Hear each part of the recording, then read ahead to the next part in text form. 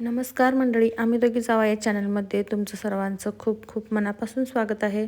तर मैत्रिणींनो, आज मी तुम्हाला आमच्याकडे गारवा न्यायची पद्धत कशी असते ती दाखवणार आहे. गारवा म्हणजे काय, तर एखाद्याचं जर शुभ कार्य असेल, कोणतंही शुभ कार्य असू दे, समोरच्या आपल्या पाहुण्यांचं किंवा मित्रमैत्रिणींच्यामध्ये कोणाचं लग्न असू दे किंवा परत वास्तुशांती असू दे किंवा असं कोणतंही शुभ कार्य असेल ना, तर आमच्याकडे गारवा न्यायची पद्धत असते. तर गारवा म्हणजे काय, तर त्याच्यामध्ये आला पेरावा सगळ्यांचा, कपडे वगैरे, आणि त्याच्याबरोबर जे आता मी तुम्हाला दाखवणार आहे ना, ते सगळं साहित्य मी आता तुम्हाला दाखवते आहे, काय काय घेतो आहे आम्ही ते. त्याच्या अगोदर तुम्हाला मी कढी कशी करायची ते दाखवते. पातेल्यामध्ये तूप किंवा तेल 2 चमचे घालायचं आणि ते गरम झाल्यानंतर त्याच्यामध्ये मोहरी जिरं टाकून कढीपत्ता घालायचा. कढीपत्ता घातल्यानंतर त्याच्यामध्ये मिरची, तुम्हाला जर आवडत असेल तर मिरची घालू शकता, आणि लसूण एक भरपूर घालायचा, म्हणजे लसणाने खूप छान चव येते. त्यानंतर लसूण थोडा परतून घेतल्यानंतर ना, त्याच्यामध्ये एक अर्धा चमचा हळद घालायची. हळद घातल्यानंतर जे आपण ताक केले ना, ते ताक त्याच्यामध्ये ओतायचं, हलवून घ्यायचं, आणि दुसरं पाणी, अगोदर पाणी ओतलं तरीसुद्धा चालतं आणि नंतर ताक ओतलं तरी पण चालतं. कशीही केली ना तरीसुद्धा ही आंबील खूप छान लागते. कढी म्हणतात, आंबील म्हणतात याला. मी अगोदर इथे ताक ओतून घेतले, त्यानंतर हे पाणी घेतले पहा या भांड्यामध्ये. त्याच्यामध्ये तांदळाचं पीठ घालायचं. तुम्हाला कितपत घट्ट आंबील आवडते त्याप्रमाणे तुम्ही तांदळाचं पीठ घालू शकता. मी ते एक 2 मोठी अशा तांदळाच्या 2 म्हणजे 2 पळ्या घातल्यात. तर हे पाण्यामध्ये चांगलं मिक्स करून घ्यायचं पीठ, आणि मग त्याच्यामध्ये आंबलीमध्ये ओतायचं आणि एकसारखं ढवळत राहायचं. मीठ चवीनुसार घालायचं.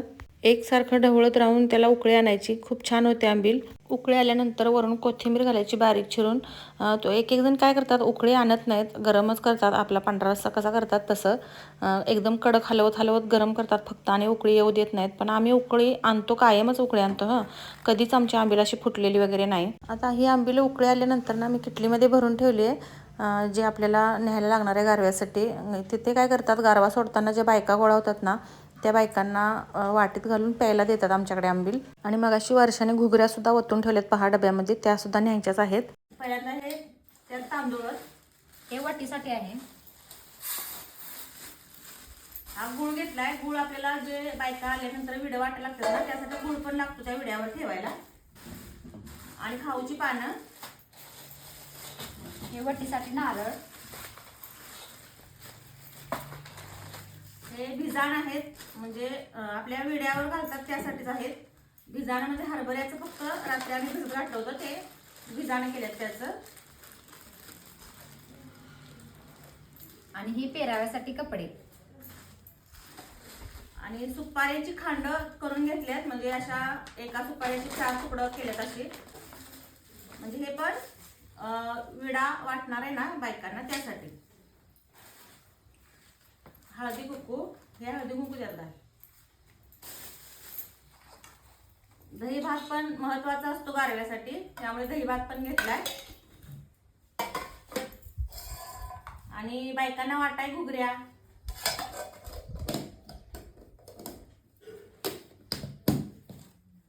आणि ही आंबील घेतली आहे, कढी. आता तुम्ही बनवली, याची रेसिपी मी तुम्हाला दाखवली आहे. आणि ही आहेत फुलं.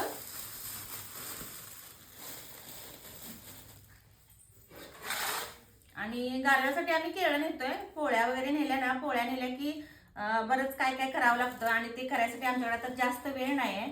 आत्ती पण गेल्यात पंढरपूरला, त्यामुळे आम्ही केळाचाच गारवा नेतोय. मैत्रिणींनो, आमच्याकडे गारव्यासाठी ना केळं, पोळ्या आणि बुंदीचे लाडू, हे 3 प्रकारचे गारवे नेतात.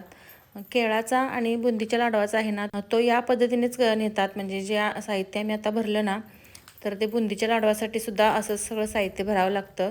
फक्त केळाच्या ऐवजी बुंदीचे लाडू असं नेतात. आणि पोळीचा न्यायचा असेल ना, तर बरंच काय काय न्यावं लागतं. पोळीचा गारवा असला की भरपूर काय काय, म्हणजे चटण्या वगैरे आल्या, भाकरी सुद्धा कराव्या लागतात.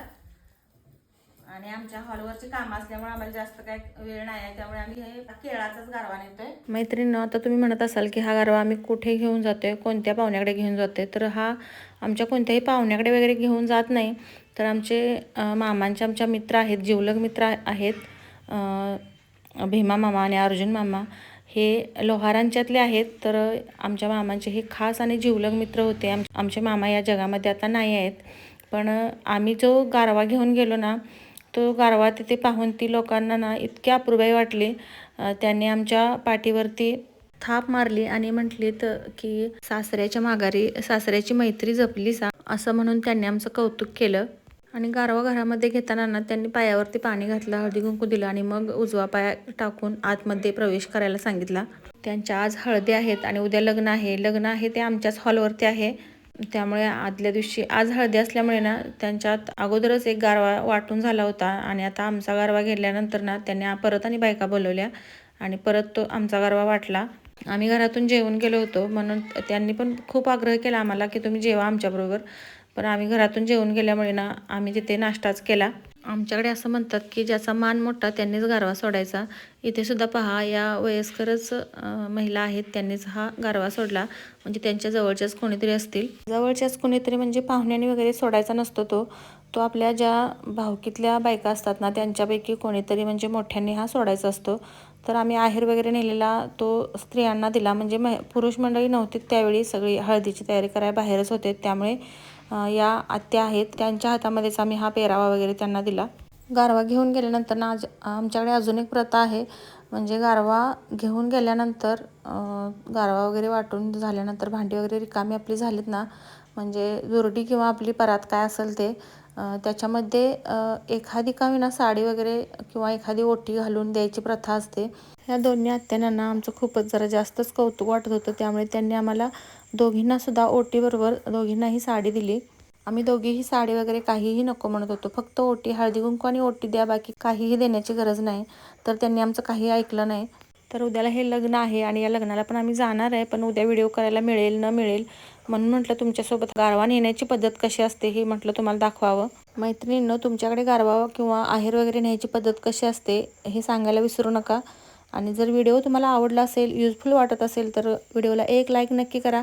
चॅनलवरती नवीन असेल तर चॅनलला सबस्क्राईब करा. परत भेटू अशाच एका नवीन व्हिडिओसोबत. तोपर्यंत धन्यवाद.